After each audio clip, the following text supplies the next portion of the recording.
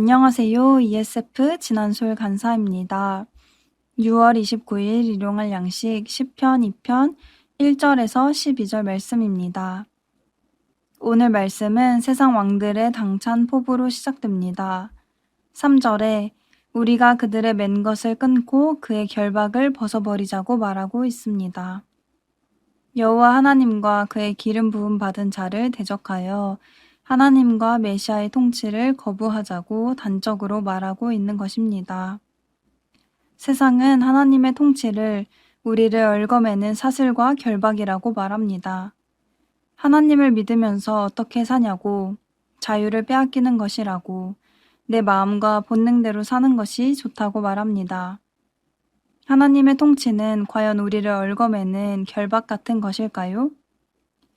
이에 대해서 하나님은 세상 왕들의 말에 비웃으시며 진노하심으로 말씀하십니다. 6절 말씀에 내가 나의 왕을 시온산에 세운다고 말씀하십니다. 세상은 하나님의 통치를 거부하지만 하나님께서는 한 왕을 세우셔서 이 세상을 다스리시겠다고 하십니다. 그리고 7절부터 하나님이 세우셨다는 그 왕이 하나님의 말씀을 대신 전합니다.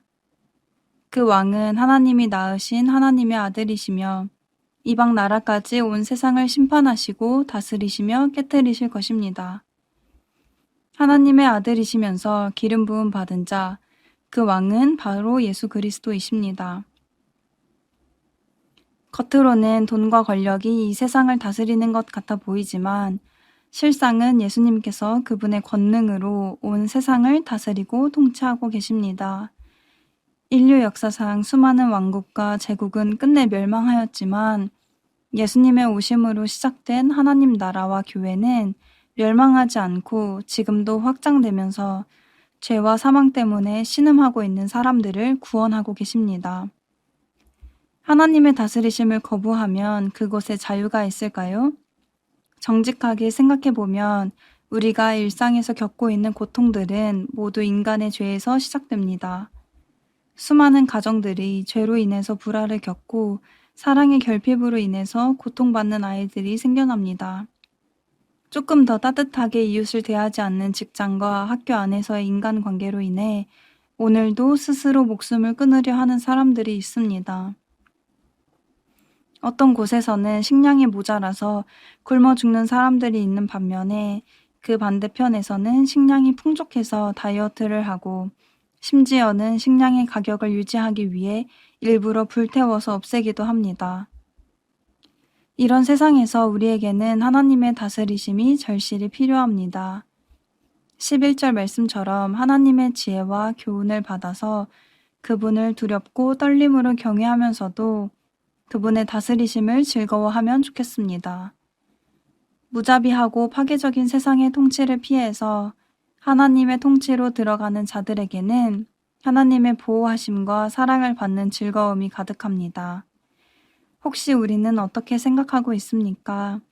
하나님께서 다스려 주시는 은혜를 온전히 기뻐하고 있습니까? 아니면 은혜보다는 책임을 불편하게만 여기고 있지는 않습니까? 일주일에 하루를 내어 주일 예배를 지키는 것, 소득의 10분의 1을 내어 11조를 드리는 것, 가족과 교회와 사회 속에서 선하게 살아가는 것들을 사슬과 결박으로 느끼고 있지는 않나요?